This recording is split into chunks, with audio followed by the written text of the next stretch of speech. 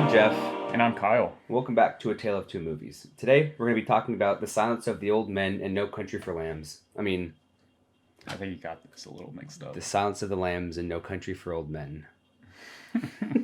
Let's get into it.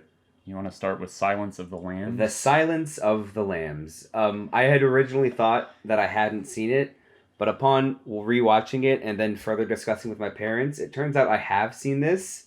I was only like 7 or 8 when I first watched it, though, so didn't really... That's a little young. ...grasp a lot of it or understand what I was Dude, watching. Me neither. Whenever I was watching it, I realized how young I was when I first saw it. Yeah, I've noticed that with a lot of movies I watched when I was a kid. I rewatch them now, and I'm just like, what did I think was happening? Yeah. Because, I feel like I missed the whole story in a lot of movies I watched when I was younger. I'm like, whoa. There were a lot of little small plot lines that I didn't follow. I was just too young. I was way too into Hannibal Lecter's cannibalism. Oh, yeah. Back in the day.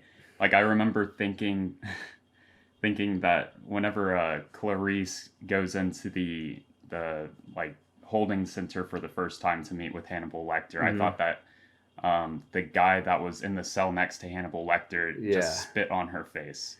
I was a kid. Me too. Whenever I was a kid, I just went to my parents. I was like, "What is that?" And they were like, "Don't worry about it." And I was like, "Okay." And I never questioned it again. I never questioned it again until I got older. Yeah. And once I got older, I saw the scene and just... You realize it's a time shot. No, I wouldn't have even understood what a cum shot was. I was probably around the same age whenever I first watched it. I was very into just what Oscars it won at the time, and how highly helmed and regarded. And that's another thing. I think when I first watched it, I had remembered being like, oh, Anthony Hopkins is literally in less than a quarter of this movie. Back then, I think the rumor was 15 minutes. Now I think it's been further proven, it's 24 minutes and 17 seconds or something like that. But back then I thought it was 15, so that's all I was kind of focusing on is how little he was in the movie. And even back then I was still surprised by how they've stretched his scenes throughout the whole thing. He never he's in it the whole time. He's never there's never a good chunk of 30 minutes where he's just not present or in it. And I guess unless you consider the third act once he's escaped and they still are searching for Buffalo Bill. True. Yeah, and I mean, back then, I might have found that as a problem, but every single scene he's in, it's just so... He steals. Yeah, it's so dense in dialogue and just poetry coming from his mouth. He's such a charming cannibal. His delivery in this whole movie with every line that he says, I mean, yes, it is Anthony Hopkins just being an amazing actor, but I think the credit needs to go to the writer and director as well for just how amazing every single line flowed in this movie. It never felt like once there was an out of place line or something was not supposed to be there. They all felt like real conversations. They all felt like you just had a camera in a room with two people who were knew what they were talking about and what they wanted to say. Mm-hmm. There was no hesitation, no second guessing. It was all very flowy and very natural. I agree. And I mean, I love the scenes between Clarice and Hannibal Lecter. Oh, yeah. I mean, every single time they go head to head. Oh, let's talk about that first time they go head to head. I mean, whenever you first are introduced to Hannibal Lecter and he's just standing there in the middle of his cell, knowing what's about to come, it's honestly kind of haunting, just the way he's staring into the camera. And I noticed a lot. He stares into the camera a lot because we do get a lot of those POV shots. And I think this was one of the first movies to kind of introduce the POV with actors staring directly into the camera. Yeah, if not the first, then they were the one that made it to where it's hard to put it into words, but they really put that at the forefront of their film. The way that everyone's looking at Clarice. It's not just Hannibal Lecter. Yeah, you see from her eyes a lot, her father and the funeral and things like that as well. And like you said, if it's not the first, then I think the first to do it very successfully and seamlessly. Mm-hmm. If not the first, just to do it overall, together. Yeah, I'm surprised this film didn't get... Did it get nominated for the cinematography or... I think it only won the 5 that it won. No, it was nominated for editing and sound as well. Oh, okay. It won the big 5 and then nominated for those 2 as well, but it did not win those 2. I know it got nominated for sound and not score, but the Hmm. score in this film is really Yeah. beautiful. I know we're jumping around here, Yeah. but it's a fucking good movie. We're getting too excited and just wanting to jump to all the points. But like back to that first Oh prison yeah, scene, or whenever like you walk whenever around the corner. I mean, I personally, hmm whenever she's going, through all those security checks, and then yeah, really once she gets into that hallway, and it's what was that guy's name who ends up shooting cum at her face?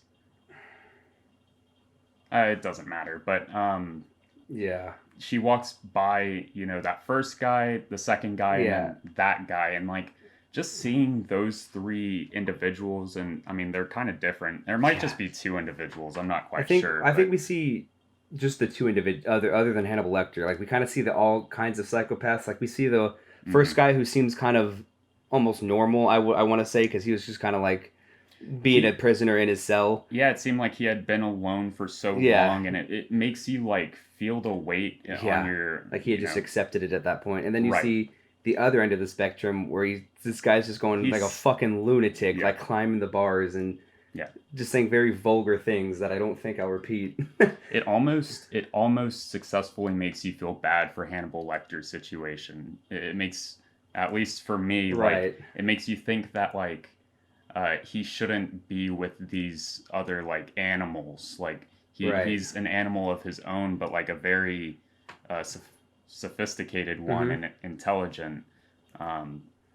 That isn't losing his marbles just by being in this Right. confined space, and that of course makes it all the more scary and makes his character more intimidating, I Hmm. think. And I think another great thing about the first meeting of them is it all starts.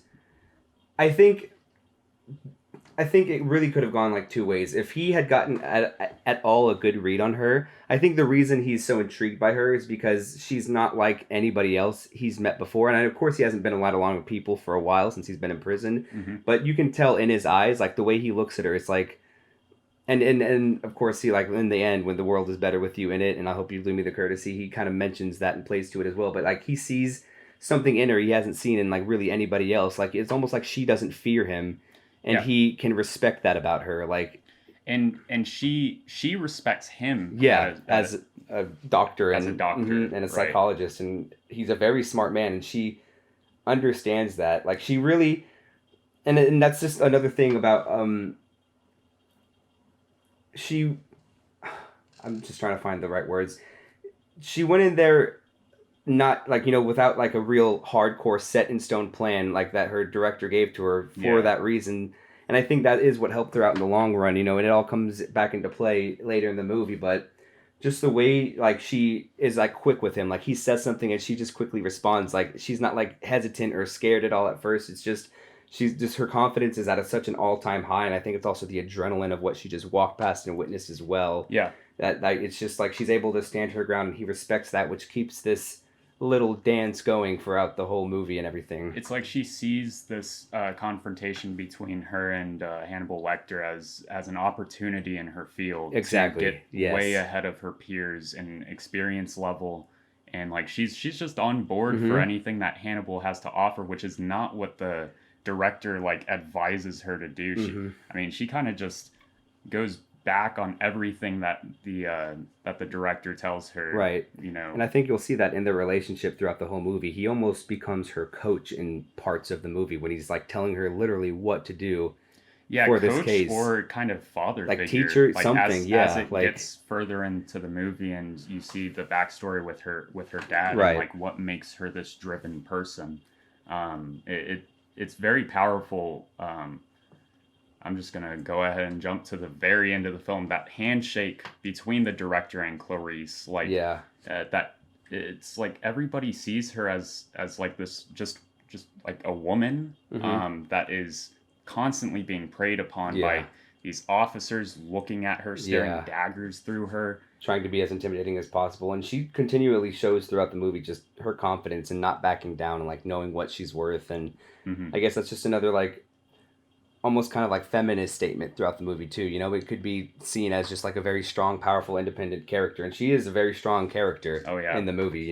yeah, I agree. I definitely agree with that. But like, it's almost like when we say like teacher or coach, it's just because there are times when he is doing more for the case than it seems like the FBI director is doing himself. Like, it seems like he wants to see her succeed more than her own boss. Yeah. And like I said, like the only reason he is doing that is because he sees obviously something in her and wants, he has hope, I feel like potential or something, like, because he's not doing it for the benefit of just her. I know he has something in his mind, and maybe that You're saying explores more he referring to Hannibal? Hannibal, yeah. Okay, So gotcha. like maybe that they explore their relationship more in the other movies or the books as well. But I mean, Yeah. it made me I want haven't more. seen And I haven't seen either of them either, but it makes me want more of their of their like dynamic off on screen. You know? Me too. And throughout the film, I mean, like, uh, any of Hannibal's other interactions with the Hmm. cops, it's usually just officers and Right. like people trying to restrain him. Hmm. He doesn't show near as much respect as he Oh, does towards absolutely. You can even Clarice. not For only respect, you can just see how cold he is just to other people. Like he has a blank stare in his eye. He's very like he sees them as dinner. yeah, exactly. He's much more monotone. He's like very disrespectful. He doesn't choose his wording, like his words as carefully. Like when he's talking to the senator and he's just being like the most disrespectful, like, talking about her nipples and how like they're sensitive about her missing daughter. Hmm. He would never, it seems like he never even gets that close to disrespecting Clarice. Like even when he's asking her about her personal life, it's like he genuinely wants to know more about her Yeah. and like get in her head versus actually like learn about her so he can like disrespect her and like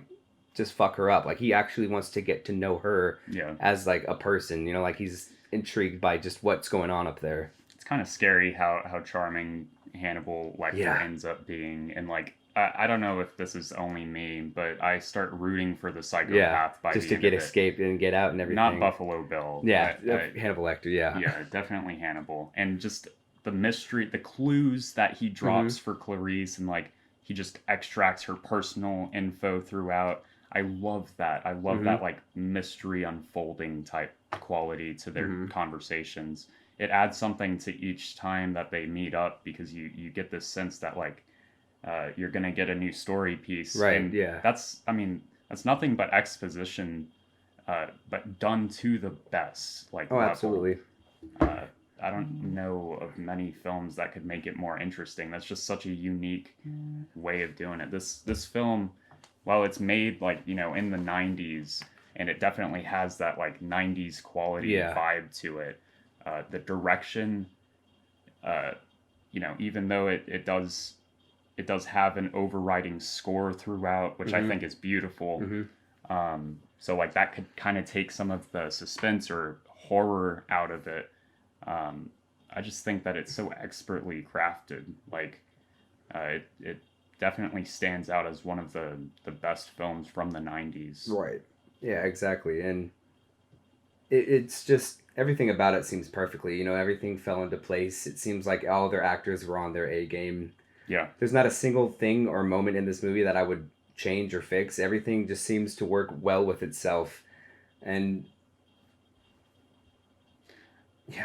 yeah, that's pretty much it. But going back onto their relationship, hmm you can also tell like Hannibal Lecter, like towards the later moments of them meeting up, he almost gets kind of excited or giddy. Like he kind of has like a smirk or smile on his face every time she comes around that corner or close to her. Like like he's not only anticipating it, just getting ready for it, but he's also looking forward to it in a way. yeah, And you also see that as well because it doesn't seem like he is really deprived of touch or conversation through anybody until he meets Clarice. And the moment like it nails it in like hammer in the like nail in the coffin is whenever she goes back when he's in the cell in the middle of the room to grab her things and he does that finger touch where they barely touch. It's like I feel like he, as the psychopath he is, would never really want to touch anybody, or like unless it was for a specific reason to like hurt them or yeah. He really liked yeah, Clarice. yeah.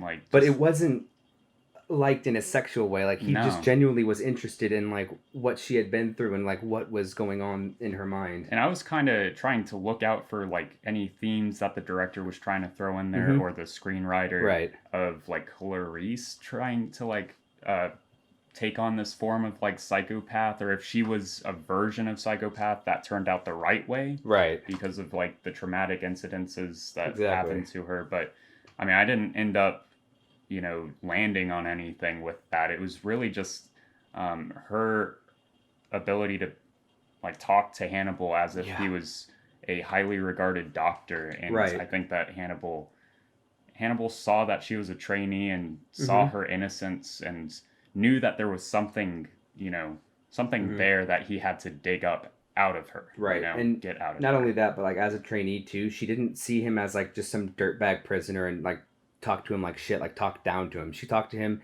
as if not an equal, then a superior almost, you know? Like she was Mm-hmm. like almost like a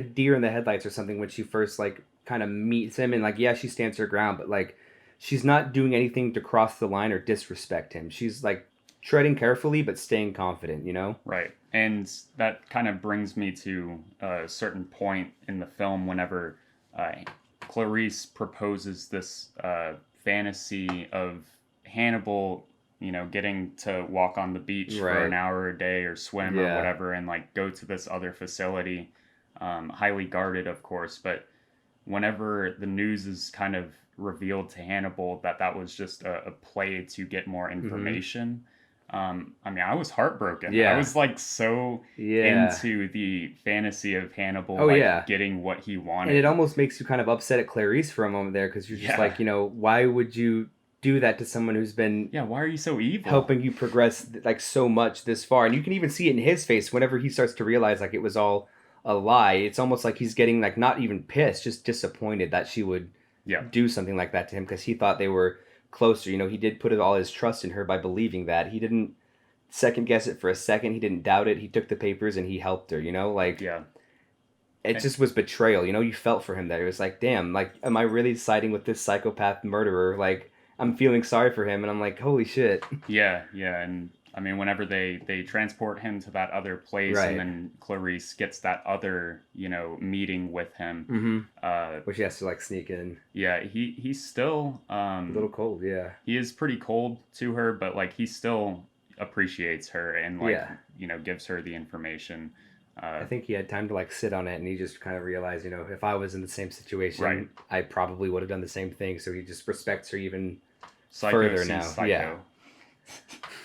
I'm not calling Clarice a psycho. I don't think that that's what they were getting at, but like she definitely has a spirit Yeah. that is strong and like Mm-hmm. isn't tampered by anybody. Right. And I also think he might have even after thinking about it further, like just respected her for being that ballsy to try something like that. Because maybe like True. nothing has ever been tried against him like that. Yeah, and No one's ever probably tried to lie to him because he can read people very easily, being a psychiatrist. So I think he just also respected just her will just to go for it. Like oh yeah, it was like in a moment too where like it wasn't needed. Like she just randomly blindsided him with it in the most like random part. You mhm. know?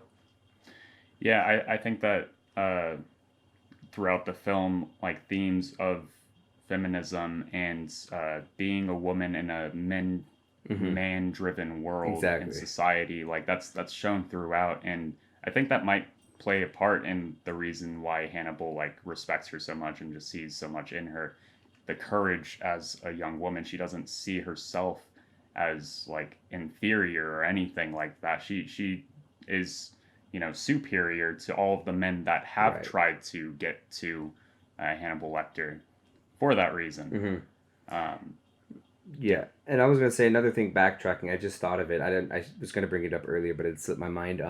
Whenever he does throw the stuff on Clarice, and they talk about how he swallowed his tongue the next day, you can tell it wasn't because he was annoyed with him. Finally, like it was because of what he did to Clarice, because he had been by that guy for God knows how long, and he had never even tried to do anything to fuck with that guy. But the one moment he does something to Clarice, that's when he hmm starts to tick. And he even asked, like when they first met, he was like, "What did he say to you?" And she said, "I could." He said, "Blah blah blah." I can smell Yeah. you, cunt, right? So then, yeah, then he could tell he didn't like that to begin with, and then that happened to seal the deal. And that's when he Yeah, called. Hannibal is just a really strong feminist. Yeah, exactly. Even when he calls her back, Good like he guy. sees what happens, and everybody's screaming at her, and she's embarrassed, and that's when he's like, "Okay, come back," and like gives her that that little, like, the smallest clue he can without, like, fully just blatantly telling her. You know, she's also do the detective work since she's a student and he wants her to, like, work for what she's going to get. He doesn't want to just outright give it to crazy. her. It's crazy good. Such a good screenplay. Oh, absolutely. Yeah, the writing in this is phenomenal, as is the directing. I think I would love to see what the dynamic on set was like, because they must have just all been like on the same page constantly, you know? Yeah. Like it just must have been like this, like a very smooth. I'm so sorry. Lily, what are you doing?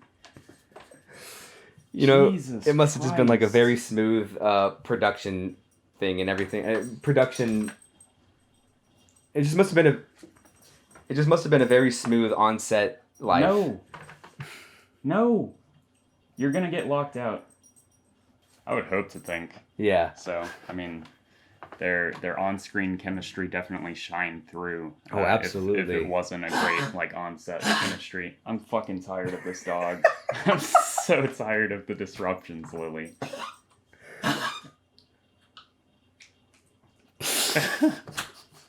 Did we pick that up? I hope we did. Let's talk about Buffalo Bill. Yeah. Can we just start off with that first scene that we actually see him in the flesh in whenever he kidnaps that girl. Yeah. What's her name? I can't think of her character name, but she is definitely a known Catherine. Yes. Gosh, I knew that. I mean, that is something that I really remember from watching this film as a kid, because that was terrifying to me. I mean, films like this where it shows a person getting kidnapped and how easy it can be. It can just be from the kindness of that person's heart. Right. It was kind of almost like he was taking a page out of Ted Bundy's book, you know, because I heard that's what he would do. I heard like in real life is he would wear like a sling or something with a flat tire, and kind women would pull over on the side of the road, and that's when he would get them and take advantage of them. Yeah, that's what Ted Bundy. That was like a page out of the Bundy book, which is, I mean, one of the most prolific, horrible serial killers. I think that's just showing you how awful he is that he's taking these acts of kindness and just completely flipping them on their head to fuck, like just to kidnap people, to skin them. And I mean, that cast, whatever he had on his hand, was a great tool to knock Catherine unconscious. And gosh, that was a moment that I remember crystal clear as, you know, coming back to this theater.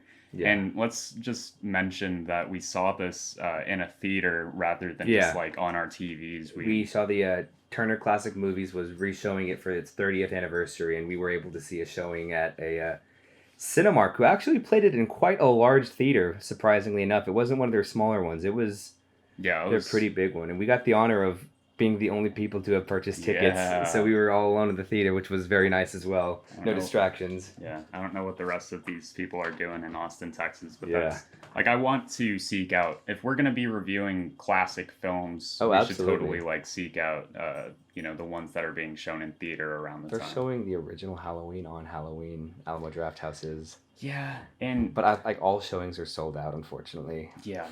And I'm sure that if we did get tickets, it would just be really shitty close-up tickets. Yeah. So like I want to see if they're showing The Exorcist anywhere in Austin before we watch it. Ooh. Let's take a 2-second break. 2-second research that. Fandango says in theaters on Wednesday, December 26, 1973. Thanks, Fandango. Yeah, it doesn't look like there's unfortunately any showings coming up for that. That would be a wild one to see on the big screen. Holy shit. Yeah. We saw The Shining on the big screen. We did. That was... And like, I would see that one again on the big screen. I think they're showing it again soon. Why aren't they showing The Exorcist?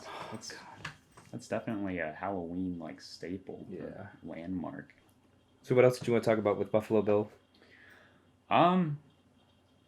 I guess just I didn't really have anything, but I know there's like more that we could talk about. We could just jump to the end whenever. I'm gonna say, yeah, honestly, Buffalo Bill's not really that complex of a character as Clarice and Hannibal Lecter. He's just a... Well, he's complex enough to where the FBI and like the cops, they couldn't find him for a lot of the movie, and only Clarice really could. I guess I meant complex, like internally, like his is kind of more. His is kind of more laid out simply than what Clarice and Hannibal Lecter laid out by Hannibal Lecter. Right. Because like nobody understood him. I guess, yeah. He's Okay, let's you know fuck me. being I just keep no fucking no up and no talking you're about you're Buffalo Bill. fine you're fine. I want to get your like take on that I was because just saying, he is like, more simple compared to like Dr. Lecter. yeah, that's what I was saying. Is like he's simple in the sense like we know what his motives are and why, and that's pretty much it. You know that's why he's in the movie. He's not like we're not trying to get into the mind of him and like True. figure him out. We know why he's doing it and what he's doing. We just that's pretty much it. You know, like we're not trying to dive into the Buffalo Bill backstory. You know, we don't want more of that. We just want him to get caught. He's like he is the true antagonist, I think, of this movie because I think Clarice is a protagonist. He's the antagonist, and I think Hannibal Lecter switches back and forth depending on who he's interacting with. Almost the anti-hero. Yeah, exactly. I'm not gonna lie, at the very, very end, just jumping ahead whenever he says I'm having an old friend for dinner, and then he gets up and follows the guy. The doctor. I mean, I've always hated that dude. The guy that he's about to go munch Dr. on. Frederick. Yeah. I was never a huge fan of him. No, so yeah. like I was just happy. And I shouldn't feel happy about cannibalism, but I definitely was. Right. I don't think I was the only one. And I do love about how the credits they just let the world play out on the screen. You know, they don't cut away or show black. They just let the credits roll over what's happening now. You know, just basically showing you that what's gonna happen is gonna happen. Yeah. It's just all about matter of when they meet back up in life. You know, like she's doing great. She just graduated. He's gonna go have an old friend for dinner. There's no way they can contact each other anymore at this point, or at least she can contact him. You know, there's just their way of showing like life's gonna keep going on. You know, like nothing's stopping right now. Yeah. Like there's no wrap up, happy ending. Like he's out. Like he's gonna be fucking some shit up. When Clarice got to the door and like of Buffalo Bill, jumping back to the beginning of the end sequence. Ooh, that was. I mean. Matched up in the editing room, it was gorgeous. It was gorgeous. That was something I didn't remember. Like my jaw did like kind of open a little bit in the theater because I forgot how it had ended, and then how he got caught, and then I completely forgot like that had the wrong house and then everything like that. That he opens the door for Clarice. That was just kind of like a, goddamn, like holy shit, like this isn't even close to over yet. Yeah, I'm so happy that like the screenplay, the person who wrote it didn't write Clarice to be this like cautious person. Right. She, as soon as the guy gave enough, Buffalo Bill gave enough tells of his suspicions and kind of inaccuracies, she instantly drew her gun and like wanted to arrest him right there on the spot. And she just had the confidence of an entire SWAT team, going into that house. Yeah, blind. And you could tell, like, from the training, whenever she first, in the first part of her training, when she gets, like, the gun pointed to her head and, like, boom, you're dead, Clarice. Whenever she kicks that door open, the first thing she does is turn her back to, like, behind the door. And then she turns and starts heading down to the basement. That's a good catch. I didn't go even after Buffalo Bill. So she's, like, referencing all her training, kind of showing that this is her final test before she becomes like an FBI agent, which I thought was awesome and amazing. That is awesome. And when the lights go out, actually right before that, was I the only one that was getting really fucking annoyed at Catherine in the well screaming "Don't leave me"? It's like shut the fuck up. She's here. Somebody else.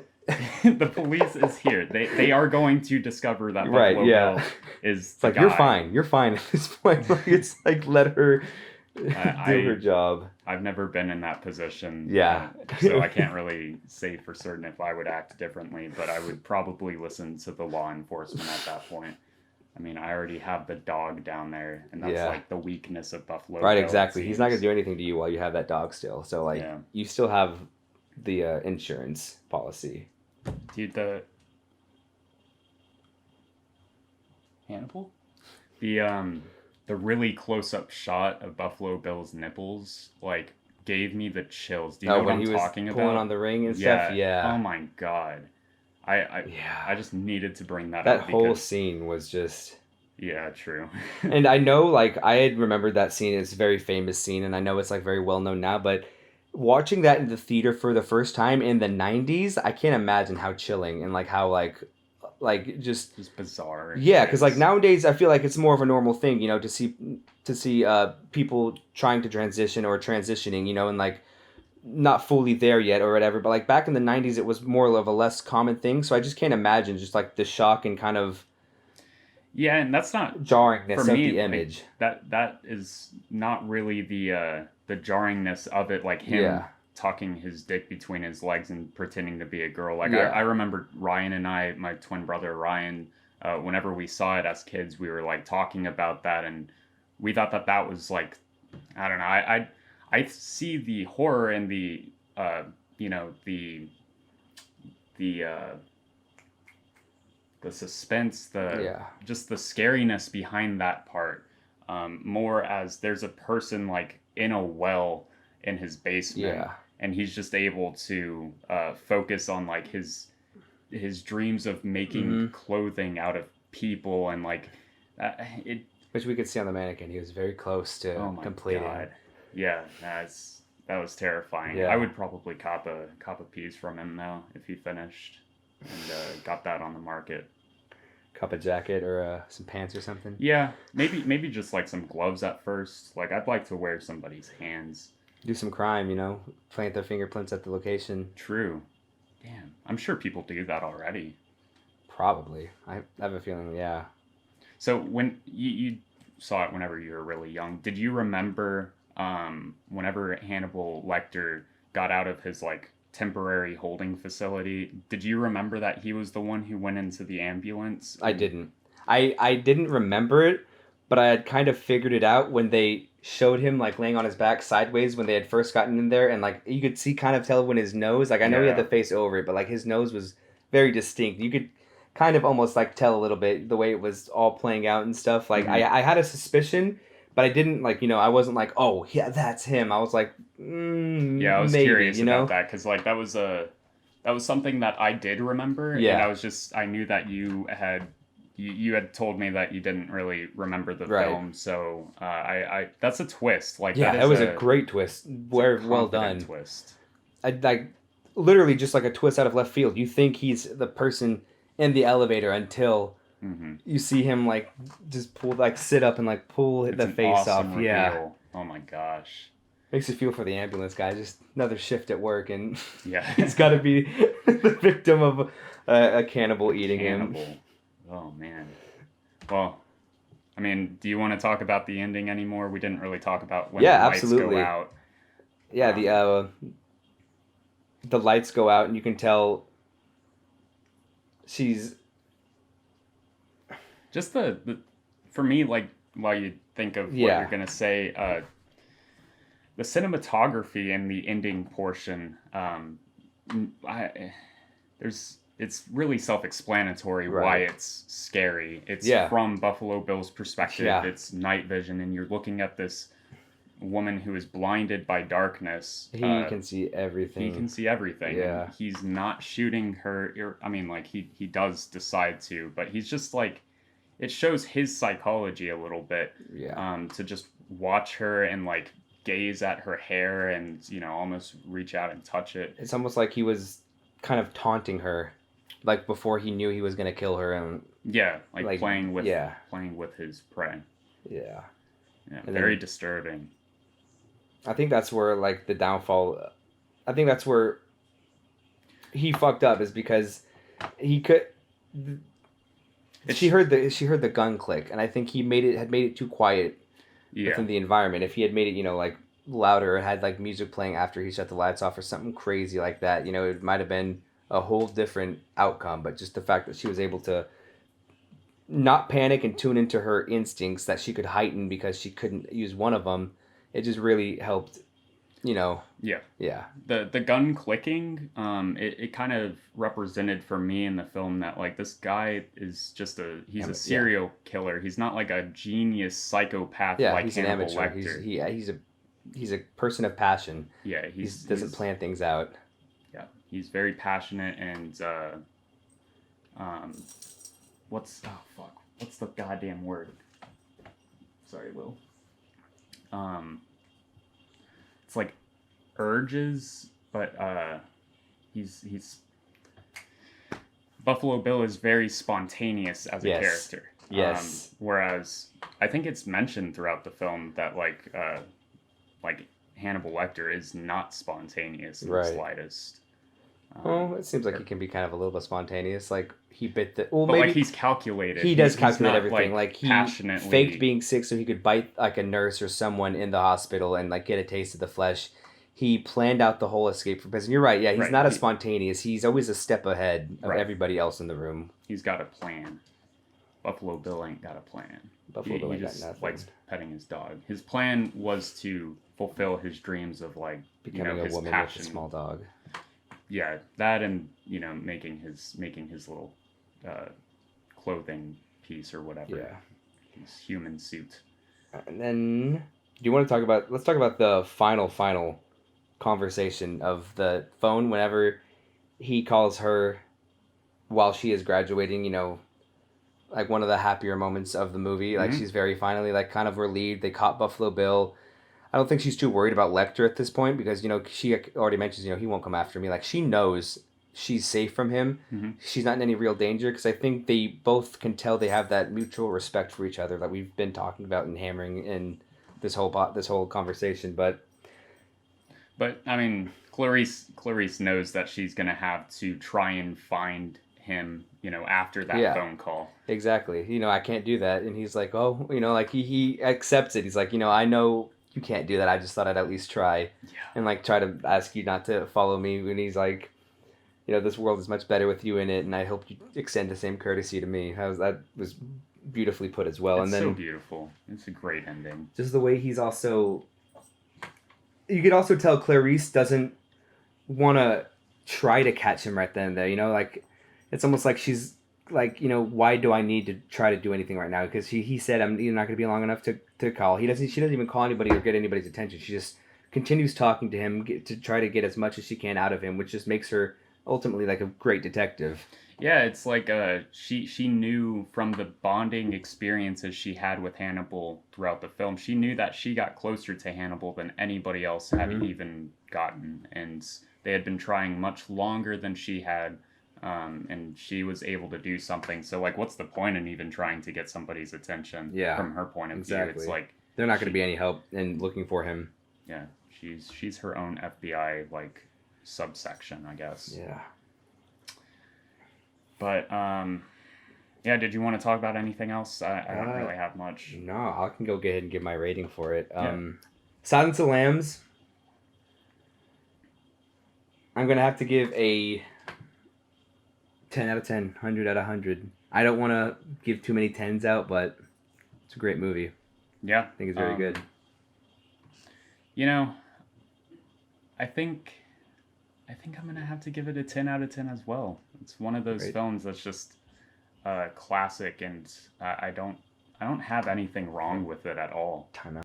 Well, this is the most recent Big Five winner. I don't think there's going to be another Big Five winner for a little bit, just on how competitive acting and movies are in today's day and age. I think that this is always going to be a fantastic piece of cinema, and it'll always be talked about. I don't think it's ever going to go away. Fantastic piece of cinema? Oh, yes, sir. Oh, shit. All right. Yeah, no, I agree. I agree fully with you. I will have to give this a 100, 10 out of 10 as well. I think it's a fantastic fucking film. That's a triple F. That is a triple F. Oh, shit. It's going to be a new grading system. Yeah, triple F for this one. Triple F. Triple F's across the board. Fantastic fucking film. Silence of the Lambs. What did you think about it? Do you like it? Let us know below. So how do you think Ethan and Joel Coen manage like writing and directing together? Do you think they like kind of split the whole project like equally? Like they work together constantly, or they divide and conquer? Like they discuss it amongst themselves, and like he goes like and deals with the actors, and he'll go deal with like the shots of the scene and something. And like they kind of split up after they discuss what they need to be fixed in the next shot. That would be really interesting if they split it up between like the directing of the technical aspects and the directing of the acting. I don't think they did that, but like if they do, they would have special like one person who's really good at like directing the acting, and the other person who has like the eye for. I think that would be really interesting though if you got one person who was really strong with actors, could like work with them well, and then the other person who was just like more on the technical side but not really like more of a people person, and they worked. I feel like that could be a great team. Yeah, I think so too. Part of me thinks that they they went into every single decision on the screenplay and the directing together. Right. And them being brothers, I'm sure that they like bickered a lot, or did their 40 or 30-year-old Right. version of bickering. But I'm sure that it took a while for them to like decide or settle on any decision, which is great because usually simplicity and like simplifying these types of like questions or concerns about a screenplay or like a direction style, simplifying them just makes it better for the audience and more concise. Right.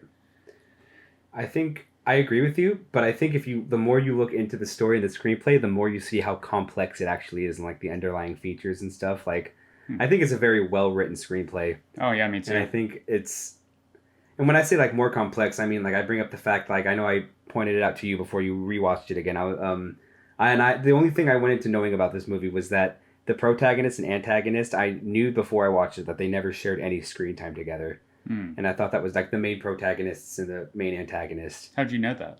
I had seen like one of the crazy facts on like a TikTok or Twitter or something saying like No Country for Old Men is like one of the only like movies where the main protagonist and the main antagonist are never on screen together. And whenever I watched, I never noticed them. They interacted for sure, but it was like shots where like we'd be in the same room and the camera would be on your face and then it'd cut to his face and it'd cut to his face. They were never.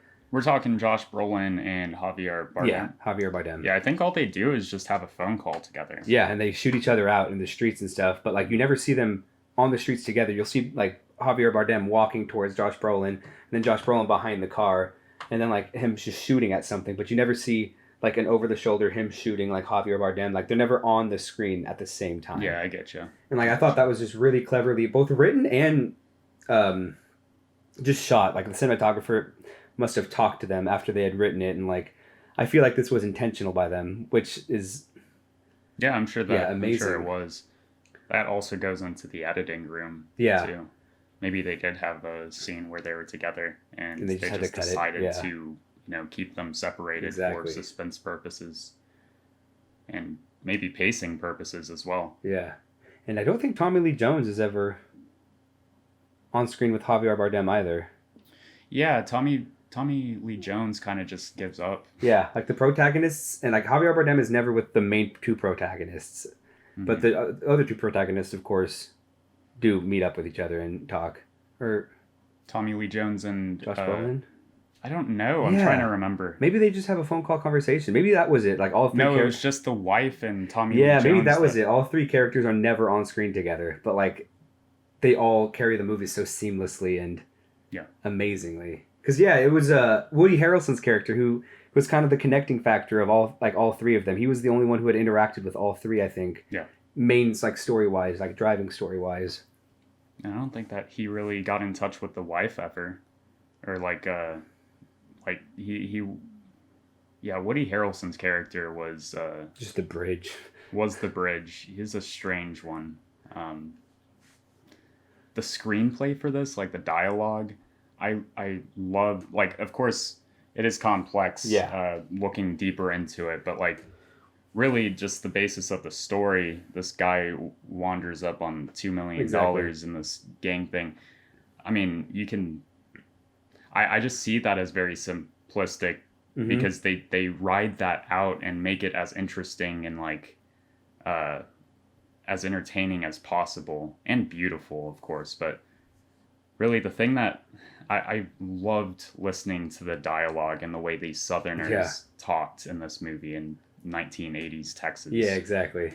I also think I didn't not expect this movie to be this gorgeous. Like it was, every shot was just fucking beautiful. Like there was not a single moment where I didn't appreciate what I was looking at. Like it all looked like they had waited the perfect moment just to get that one shot. Like especially on like the establishing shots and the wide shots. Like those were like at the very beginning. Yeah, those were like perfect. Like almost, it was crazy to me. Yep, I agree.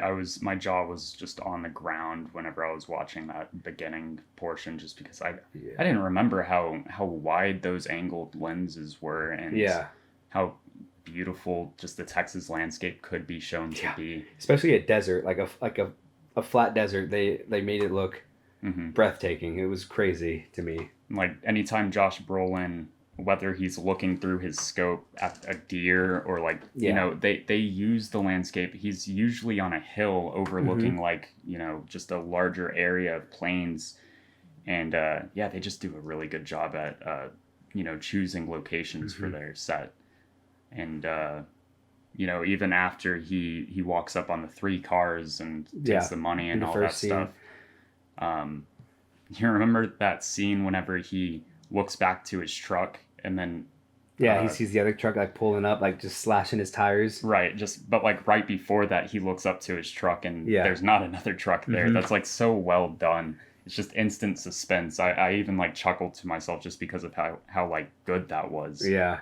Writing that into a screenplay, they really have to pull that off to not make it like you hear the vehicle coming up and stuff and like making noise. And I also loved how every time there was a vehicle with its headlights pointing at the camera, it was never like too bright, like you could always see like the individual lights and like everything around it still. Like they really honed in on capturing everything else. Like they didn't let the light wash out what behind it and like make it kind of like like a darker background. I felt like everything was still really well visible in those shots. Are you referring to like whenever Josh Brolin is being chased by the people on or like in the car? Yeah, that, and then also like in the street scene when Javier Bardem and him are shooting at each other and like all the cars and stuff. Like you can see everything very clearly. And even in the desert, like when he's getting chased too and the dog's after him and everything, like I feel like everything was perfectly crystal clear too. Like it was never too dark to where you only saw the headlights or you only saw like a beam of light, like everything around it was still very well lit. Yeah, no, I agree 100%. I loved that chase scene, the very beginning, whenever he's about to jump into the river. And the dog just chases after him. Oh my gosh, so suspenseful, so beautiful. That night, I mean, I'm sure they filmed it all in one night and then into the next morning, but the night goes by like that. Just throughout the chase sequence, it becomes morning, so quickly, which does make sense because he gets up in the middle of the night to, deal with what's keeping him up. Yeah, it felt like he jumped in the water at night and got out like during sunrise almost. Like it was a little bit brighter and stuff. And there were a lot of dead dogs in this movie, I realized. True. Yeah, whenever he shoots that dog, I mean, I am rooting for Josh Brolin's character at the time. So it's like seeing that it's not, you don't want to see a dog die, but you also don't want to see, dog die. Yeah, exactly. And I think it just comes... I mean, I would do the exact same thing in a situation. I'm not going to die for somebody else's dog. True. Like, Yeah. I feel like there's just, in 1980s Texas, there's just going to be more dead dogs. Yeah. There's more outlaws. There's more, yeah. Bad shit happening. Let's talk about Javier Bardem's character, though. Yeah, let's do it. That's kind of the bridge that brings... I mean, that makes us want to talk about Silence of the Lambs and No Country for Old Men. Exactly. Javier Bardem and Dr. Hannibal Lecter. Not just Javier Bardem. His character. Anton Sugar. We could just call him Sugar. Sugar. He's a force. 2 psychopaths just on the ends of the spectrum. One is like a super calm and collected, both very meticulous and plan out all of their things, I feel like, and are very careful. But one is just in his opponent's head and is not afraid to let them know, while the other one is like very kept to himself and is just like, I'm going to do, like, I'm not going to let you know what's coming next. Like he's very more... Yeah, he's like just a murder machine. Yeah. That's what he was born to do. Yeah. It's like he is the devil, honestly. Oh yeah. He's a very intimidating person. Any scene that he's in, the outcome. Yeah, exactly. Unless there's a coin. I think exactly. I think you said it great before watching it. Where you're like, he is evil personified. Like that is it. He is just evil. Like there's nothing. There's not a single redeeming quality. Nothing good. Yeah, everyone thinks that he's crazy. It's not crazy to him. Like he knows what he's doing. He knows what he wants, but he kills who he kills, and he doesn't care who's in the way. He's not afraid to kill you. Right. Which I think is very evident on the number of kills in this movie. Yeah, and the beginning of this film, anytime that he is introduced, it usually ends with a character dying or a character almost dying, and you get to see that as the viewer. You get to visualize what he's going to be doing throughout the rest of the movie, so that when they get to the later parts of the movie, they don't have to really show the deaths anymore, because they showed the deaths beforehand. And I think that's just such an interesting take. Yeah, and I think you also your imagination. You also made the great point where you said anybody who you knew was going to die, you didn't see their death. But anybody you were iffy about if he was going to kill, you saw them fully die. Like, you saw the actual death. But if you knew he was going to kill him, you're like, they didn't show you the death.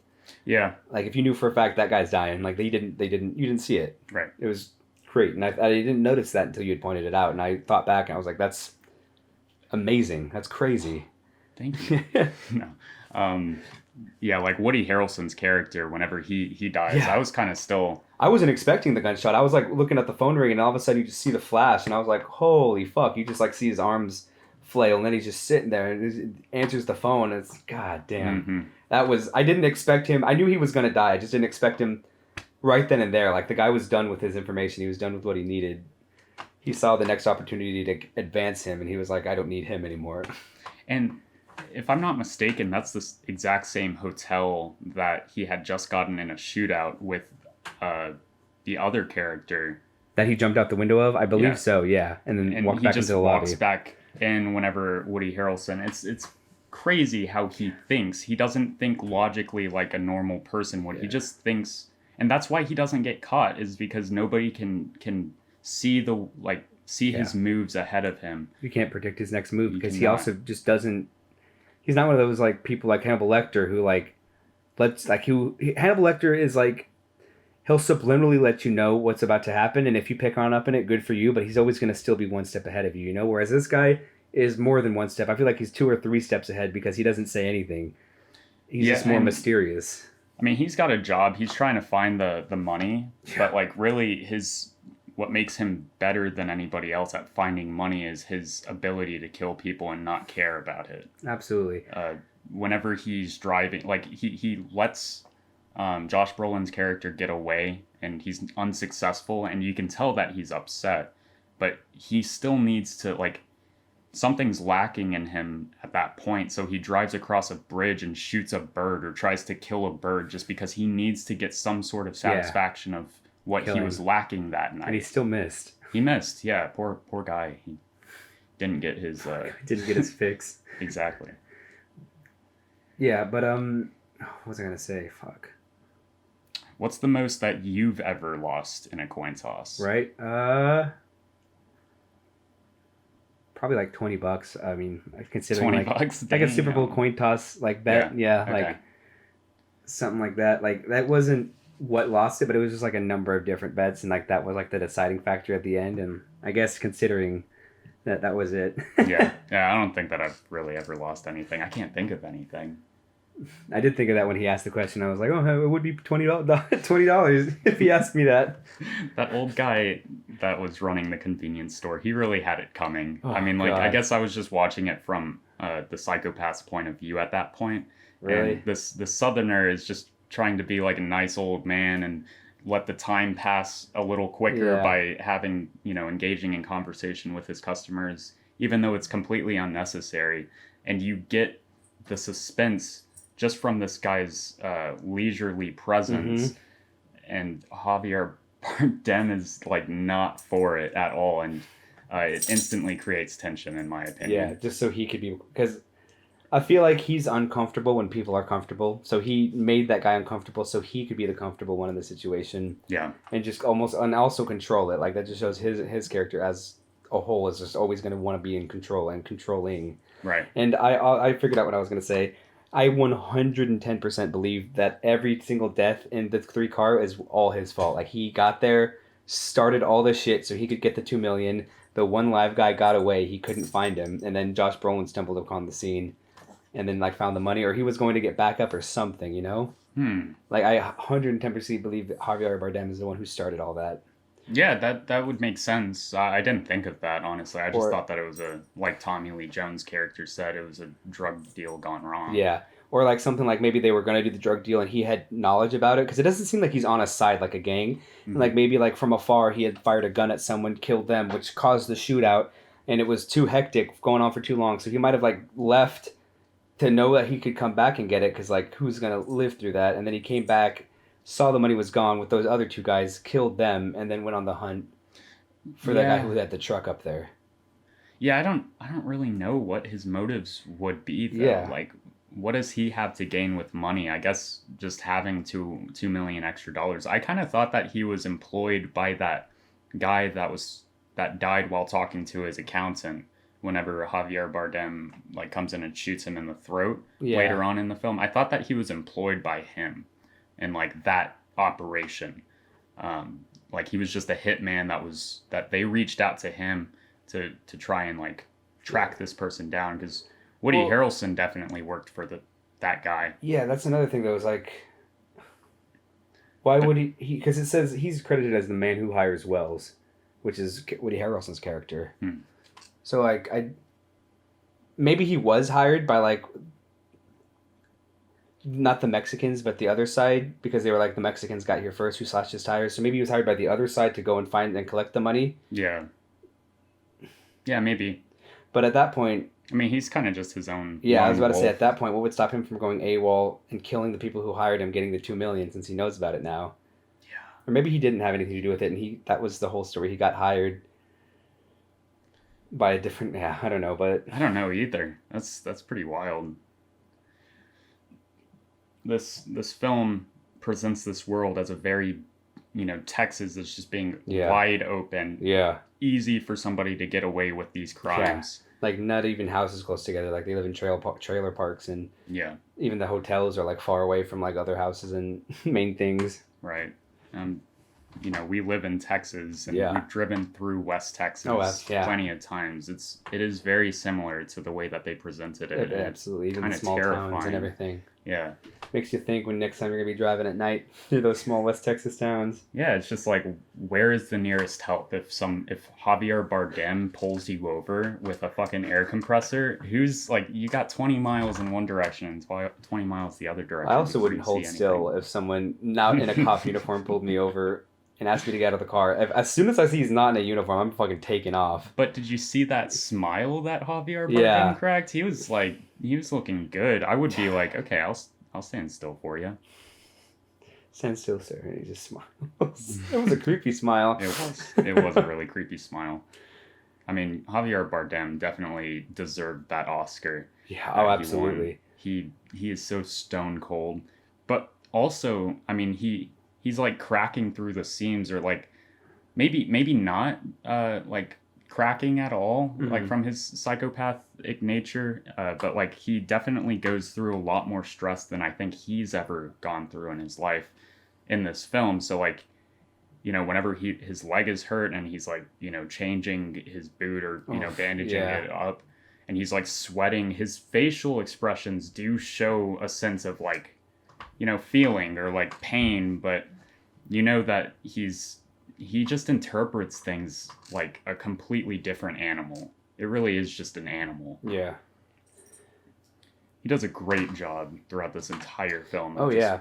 representing his own version of a psychopath. Another thing that really made me want to watch it too is I watched like one of those, like how like Wired or like Vogue or one of those channels like Mhm. does like psychiatrists break down like psychopath roles, and like this was one of them, and every single psychiatrist on there was like, this is one of the most accurate representations I've seen of like a murdering psychopath, how they would act in real life, how their tendencies would be. Like they said Javier Bardem did an amazing job of actually portraying like real psychoticness on screen. Well, that's terrifying. Yeah. That doesn't make me feel better Yeah. about what I was saying earlier about driving in West Right. Texas. That was also what it made me think. It's just like the hype around his character, like, and boy did he deliver. This is He killed so many people.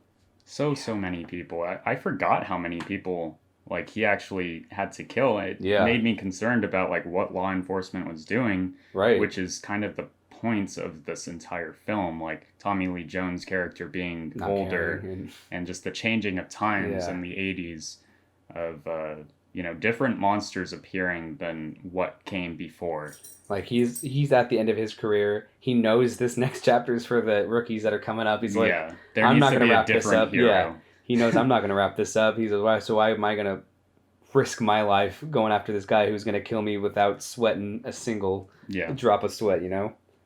Yeah, it's really sad to see his progression throughout the film, as he shows up to every scene. He doesn't work at all with the FBI or other agencies, other departments, just because he knows that he might be too old for this. He Feels might like the be most he wants to do is save Josh Brolin. true. That's it. Like, he just doesn't want to see another innocent person die. He doesn't even... It almost feels like he doesn't even want to catch He's like too this personable guy. of a... Yeah. He sees it as a real situation rather than just a case or like multiple murder cases. He sees the victim, or I guess the antagonist, as an evil force, and he really does want to help Josh Brolin. After talking to Josh Brolin's wife. Yeah. It's just he Tommy Lee Jones does such a good job in this film. Woody Harrelson, I think, could have been casted by another person, to be honest. I think one thing, if I had a flaw for this film, like, Woody Harrelson has too many Woody Harrelson isms. Just too much, like, his charisma shines a little too much when it didn't a little need. bit, I understand because that. I think the screenplay gave him enough to like work with, and he didn't have to still be like quirky and weird. He seemed too like quirky a Hollywood actor, Yeah. versus like everybody else seeming like they just lived in the dirt like their entire lives. Like, he seemed a little too out of place in the hospital scene almost. You know, when he was like talking to him and stuff. But I mean, whenever he gets shot, and like that entire scene leading up to it, whenever he's kind of begging for his life, but doing it in a way that only he would do it. I love that. I did. I still think he did a great job. And I know maybe that was just like his character, like his motive, so he could get into it. It's like, you know, this guy's a little too confident for his britches, so he's gonna get his comeuppance whenever he's like thinks he has it made, because he didn't see that guy being in his hotel room, but it also felt like when he saw him there, he knew what was happening. He kind of just like, you know, okay, and like closed the door, sat down, like right, and like he definitely knew that death was coming his way, or else he wouldn't have seen death in the flesh like Javier Bardem. Because he also said earlier, like, "Oh, you've seen him and you're still alive." Like, yeah, what makes you so special? So like I love that. He just knows. He's like, okay, like I'm seeing him. He like, you can almost like see his eyes immediately like give up when his like demeanor. He's like just takes a breath and like closes the door and just goes and sits down and they start conversing. It's like, god damn, you can just tell he's like already like getting ready to die.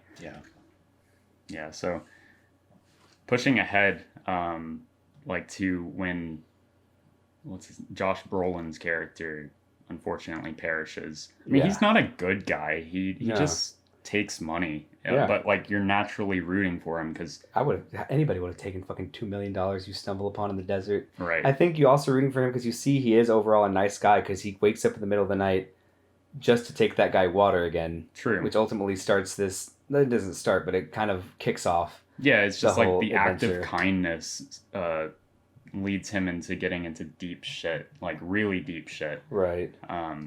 Just like in Silence of the Lambs, whenever Kathy's character sees Buffalo Bill needing help putting the couch in there, she's just like, she steps out of her way to like help somebody, and then it just puts her in a terrible situation. Psychopaths act different. Yeah. A lot of psychopaths in these two movies. True. But I think I was bringing up that ending scene. Yeah. You know, like I said before, the deaths stopped being shown on screen, and I thought that by just seeing Josh Brolin, like the aftermath of the crime that took place, and then, you know, the camera quickly panning from the bullets to like something else, and then up to Josh Brolin's character lying there. I mean, it takes a second for you to realize that it's actually the main character of the film. Yeah. And you didn't even get to see him die. Yeah. But it's that much more impactful because your imagination like, starts Why? going. Like, what the fuck? Yeah. Yeah. And then I also love the scene where Tommy Lee Jones walks up to the scene afterwards, and Javier Bardem is like, wait. Is it Tommy Lee Jones who walks up to the crime scene? Javier Bardem's hiding in the hotel room? Yeah. Yes. That scene was amazing. I couldn't remember if it was Woody Harrelson or Tommy Lee Jones. It slipped my mind, but yeah. Did you think that Tommy Lee Jones was gonna I fucking kick did. it? I thought he was just gonna come out and like fucking blast his ass. I did not expect him to get out of that alive, but I think he turned back at the right time. Like he didn't stay in there for too long. He kind of, Mm-hmm.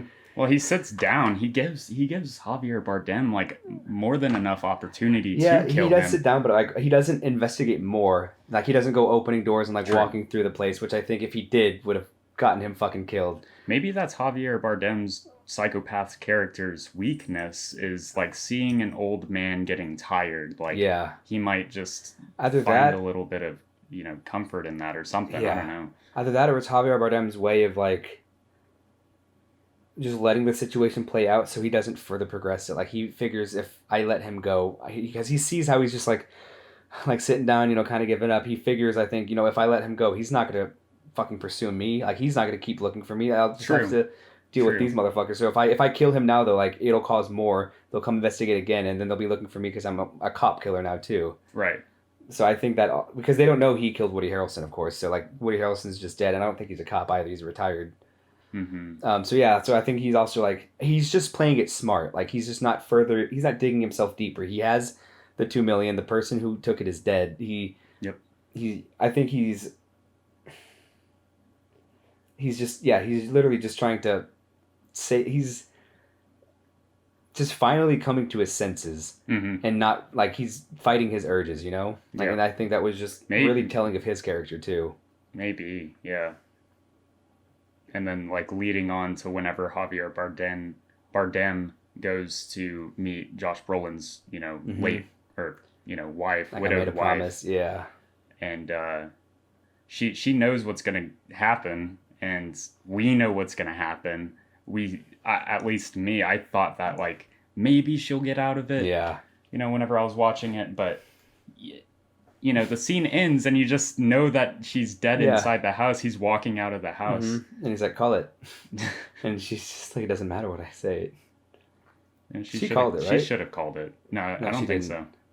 She just said no, and then he kills her. Or maybe he doesn't, but I'm pretty sure he does. Yeah, I would put mine on he killed her. Yeah. He wouldn't leave like a loose end like that because just have them further looking for him. Right. I think, he ties up all the loose ends he needs to in this situation. And, like, he figures Tommy Lee Jones is the only loose end, but he knows it's not going to be a loose end just because of that last scene like we talked about. What do you think is the purpose behind Javier Bardem's character getting in that car accident? Like, from a screenwriting perspective, do you think that it's to further introduce tension between, like, would this, mass murdering serial killer, would he kill 2 innocent boys? Like, that's the tension that I felt throughout that scene. The first time I watched it, I was like, is he going to murder these 2 kids? He was going to as well. I think,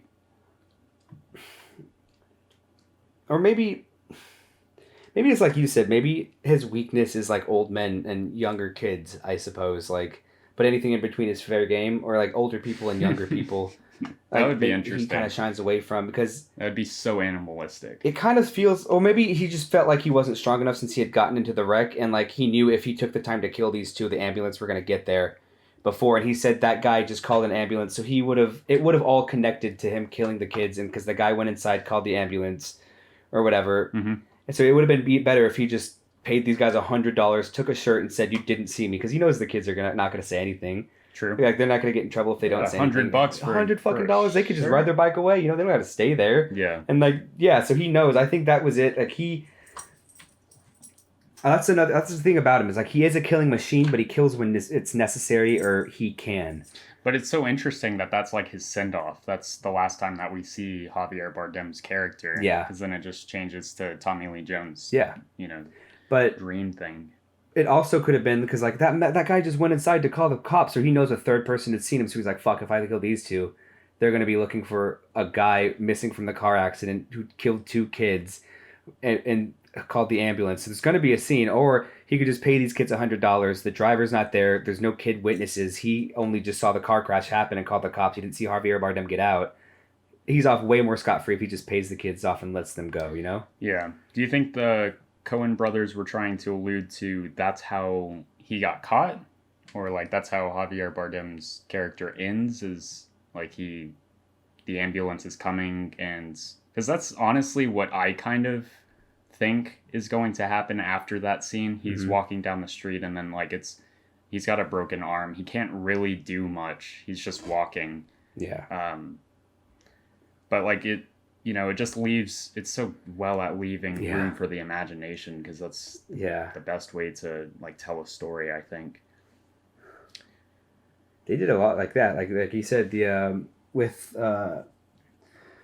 Llewellyn's wife, or Josh Brolin's wife, he like that could be left up to the imagination. Him going away could be left up to the imagination. Even Tommy Lee Jones at the end could be left up to the imagination, whether he just retires and calls it a career, or if he continues a little bit more with this character. Just overall is done. Like they almost, it feels like everybody reaches the same conclusion, but it could be argued that that's not the conclusion. Right. Like they all of the past actions lead you to a very easy conclusion to make. Like you're like, oh, this is more than likely what happened. But whenever somebody argues, you'd be like, is that? You could really think about it and be like, oh fuck, I guess not. Like holy shit, like, and the more you think about it, the more you're like, mind can go crazy, make up these fucking crazy scenarios. For all we know, he could have gone off a bridge, hidden under underpass, waited for the ambulance to go by, and like fucking walk to Mexico, and like where he can get his arm fixed with no questions asked and shit. Like True. Some crazy ass shit, because we already saw them at the border, and he's like right on the border town and everything. Mm-hmm. Yeah, it's masterful screenwriting. Yeah. I want to read the novel. It looks like it's based off of a novel. Yeah. By Cormac McCarthy. I don't know about you, but my reading skills are just like not great. It's really my attention skills that keep me from reading novels. Right. I want to start trying to read, if it's based off, I want to start trying to read the book for a movie that it's based off of. I just need to find more time to. I need to, download Audible. And just listen to like a 7-hour I'll book. only download it whenever we get sponsored, though. Come for us, Crocs. Right. But yeah, like after that, after Javier Bardem's character walks off, maybe to Mexico. Yeah. It jumps over to Tommy Lee Jones' character, and he could be fucking dead. Like that could just be the afterlife scene. Yeah. Where honestly, he's like telling a dream of, whatever. It kind of, retirement and the afterlife are one and the same. So like he doesn't have anything going on that day. His wife is there. He's seemingly happy, but he just knows that the world is changing around him, and he can't do anything to stop it. It feels like it's almost kind of beautiful though too, because like he reaches like the end of his career if he is retiring, and he's just kind of enjoying his day instead of like stressing himself out hunting for this person he knows he's probably never going to catch, and there's going to be more of him that are 10 times worse or just as bad.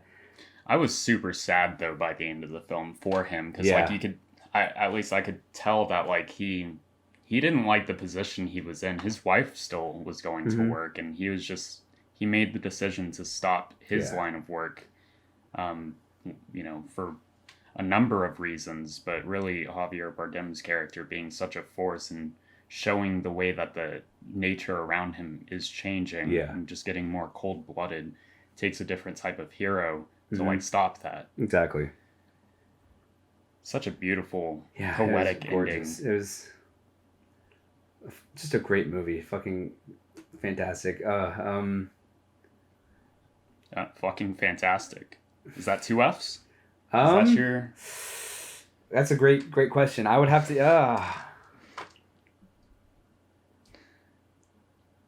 Let me... I would give it in between fucking fantastic and fantastic fucking film. I would put it in between those two. Maybe like a 2.5 Fs. 2.5 Fs.